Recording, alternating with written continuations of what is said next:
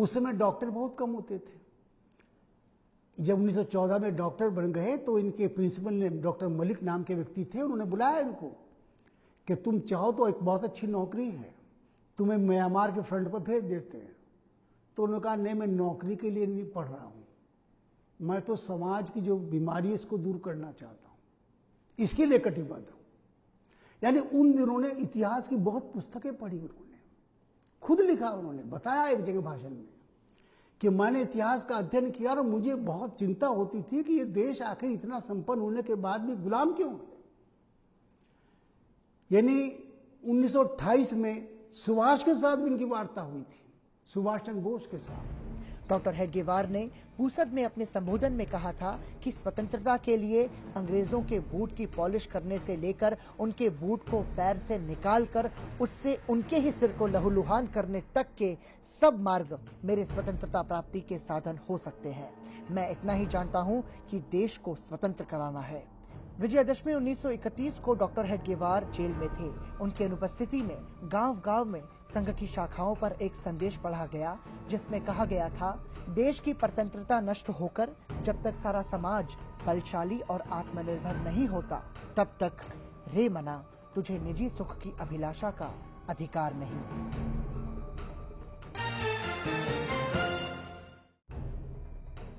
देश की आजादी के लिए संघ की गतिविधियां फिरंगी सरकार को खटक रही थी। गुप्तचर विभाग की रपट के आधार पर अंग्रेजी सरकार ने 15 दिसंबर 1932 को सरकारी कर्मचारियों को संघ में भाग लेने पर प्रतिबंध लगा दिया।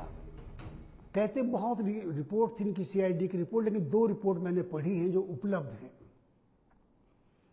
एक रिपोर्ट है 1933 की, ये 30 पेज की रिपोर्ट है।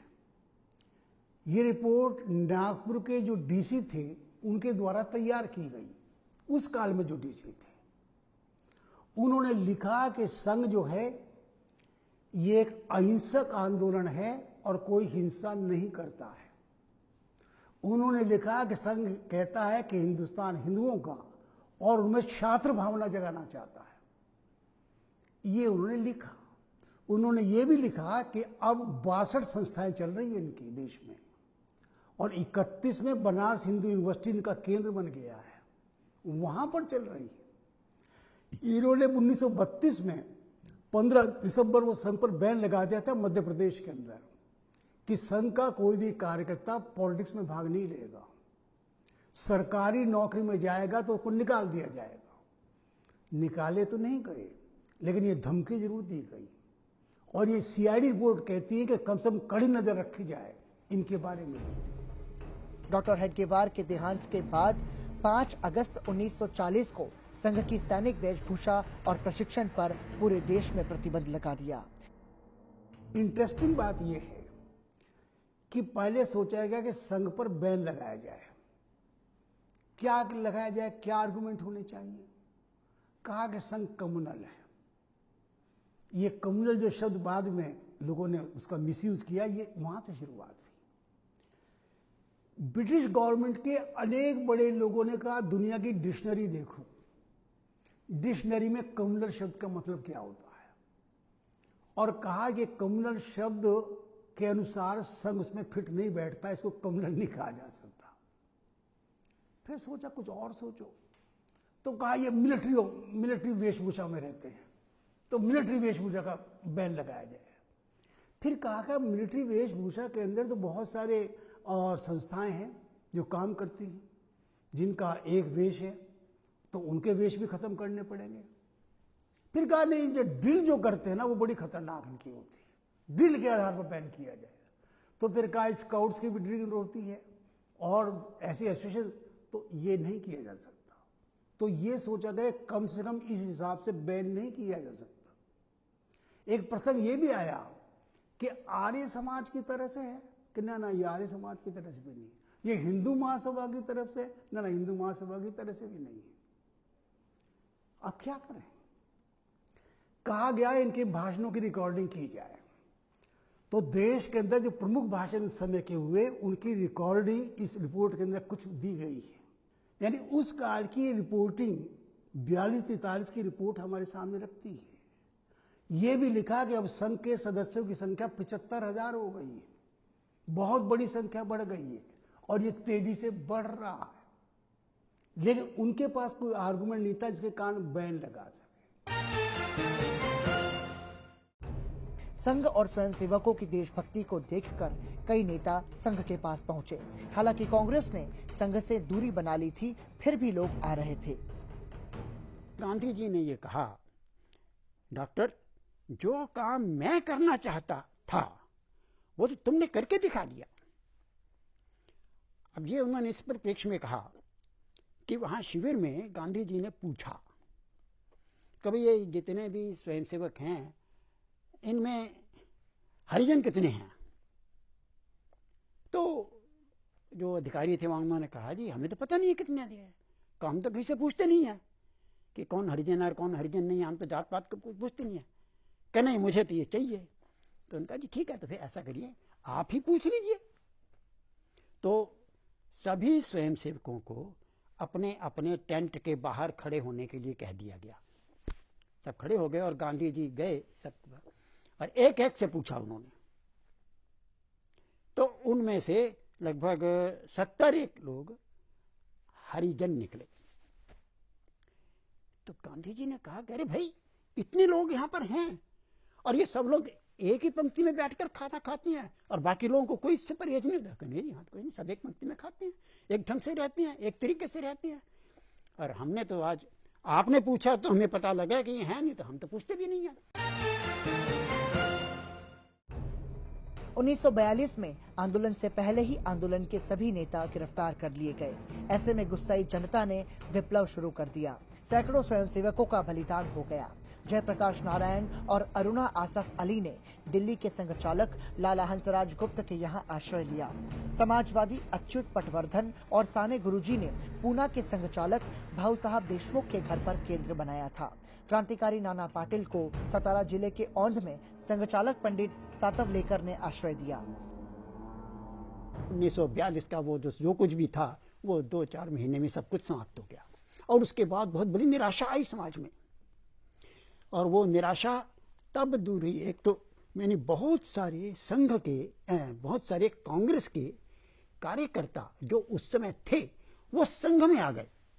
यानी 1942 में भी ये दूसरा अवसर आया जब संघ के कांग्रेस के बहुत सारे कार्यकर्ता संघ में आ गए। उनको लगा ये कांग्रेस से नहीं होने वाला काम, ये संघ के द्वारा ही होने वाला है।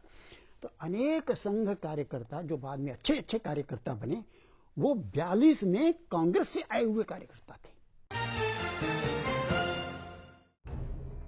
1857 और उसके बाद 1915 की हालत देखते हुए संघ ने विचार किया था कि देशवासियों को निराशा की स्थिति से बचाना जरूरी है। इसके लिए जरूरी है राष्ट्रभक्ति की अलख जगाई जाए, वरना विदेशी शासन आंदोलन को आघात पहुंचाएंगे। राष्ट्रीय स्वयंसेवक संघ भारत की स्वतंत्रता के लिए स्थापित हुआ था। डॉक्टर हेडगेवार के सामने ये एक दृष्टि थी कि अनेक प्रयत्न हुए, 1857 का हुआ वो सफल नहीं हुआ, जो इनका हुआ उसके बाद भी कई प्रयत्न हुए, कुका आंदोलन हुआ वो भी सफल नहीं हुआ, 1915 का हुआ वो भी सफल नहीं हो पाया। तो वो इस निष्कर्ष पर पहुंचे कि भाई ये जो कच्ची स्थिति में हम संघर्ष को तैयार हो जाते हैं ये खतरनाक है। जब तक हमें पहले पूर्ण समाज को इसके लिए तैयार करना चाहिए, संस्कारित करना चाहिए और तैयार करना चाहिए। जब तक समाज की पूरी मानसिकता नहीं उसके लिए बन जाती तब तक हमें अंग्रेजों से संघर्ष करने की स्थिति नहीं लानी चाहिए। और इसलिए उन्होंने संघ जो शुरू किया वो बंद कमरों में नहीं शुरू किया, खुलेआम किया, मैदान में किया। सब देखें, अंग्रेज भी देखें, बाकी भी देखें, तो किसी को किस संघ पर संदेह ना हो। ब्रिटिश सरकार के गुप्तचर विभाग ने 1943 के अंत में संघ के विषय में जो रपट प्रस्तुत की वह राष्ट्रीय अभिलेखागार की फाइलों में सुरक्षित है, जिसमें सिद्ध किया गया है कि संघ योजना पूर्वक स्वतंत्रता प्राप्ति की ओर बढ़ रहा है।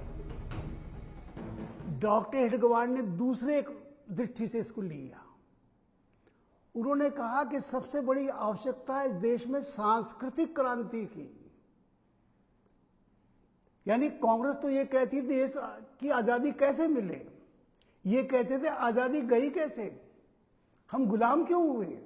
हम तो बहुत आर्थिक दृष्टि से उन्नत थे, सैनिक दृष्टि से उन्नत थे, किसी में कम नहीं थे, फिर भी हम क्यों हुए।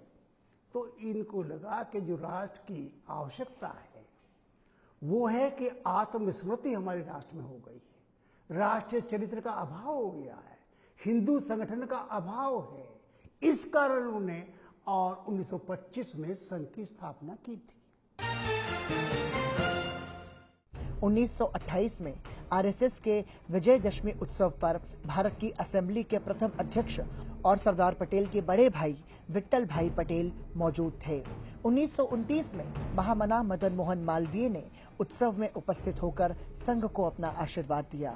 महात्मा गांधी 1934 में वर्धा में संघ के शिविर आए थे और संघ के कार्य की सराहना की थी। डॉक्टर आम्बेडकर 3 बार संघ के शिविर में आए और राष्ट्रीय स्वयंसेवक संघ के कार्यों को सराहा था। संघ ने धीरे धीरे समाज को संगठित करना शुरू किया। आजादी मिलना और आजादी को संभाल कर रखने की क्षमता वाले समाज का निर्माण करना, इन दोनों कार्यों में संघ लगा रहा, जिसका परिणाम भी समय समय पर देखने को मिला।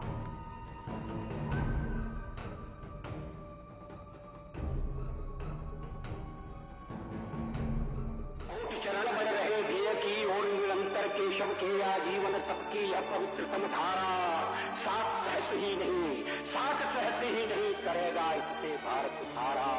यह नवगंगा तोड़ चली है बाधाओं की कारा, एक जन्म क्या यहाँ पूर्ण पशुबल ने सिर दे मारा।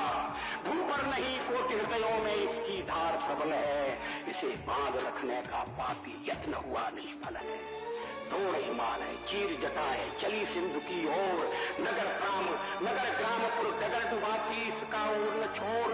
किसने ऐसा दूध पिया जो रोके गति तूफानी, यह जीवन का ज्वार जली फनाती प्रखर जवानी। युवक हार जाते हैं लेकिन यौवन कभी न हारा। एक निमिष की बात नहीं है जिन संघर्ष हमारा, पृथ्वीराज की आंखें जाती स्वप्न न उनके जाते। भर जाते हैं खाओ दाग पर सदा मिट रह जाते। यह जनगंगा जनजीवन का कलमश कलुष भाती, जो डूबा तो पार हो गया मुक्त लुटाती जाती। पूर्वजों के पौरुष का यह प्रतिफल है, पूर्वजों के पौरुष का यह प्रतिफल है। सृष्टिकाल का स्नेह प्रलय का आकुल जल है। कोटि बिंदु बह रहे सिंधु का आदम रूप धर, कोटि चरण बढ़ रहे थे